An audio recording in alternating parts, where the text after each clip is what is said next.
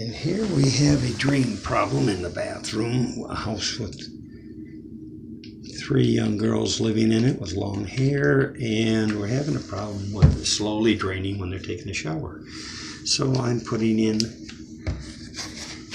some Liquid Plumr hair dissolver, urgent care industrial strength, to help clean out the drain. And I'm pouring it in now to let it set and work for a little bit.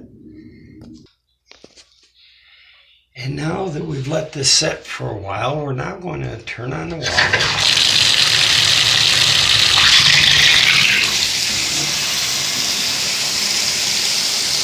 Let it run into the shower.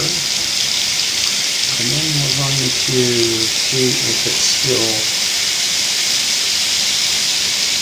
holds up.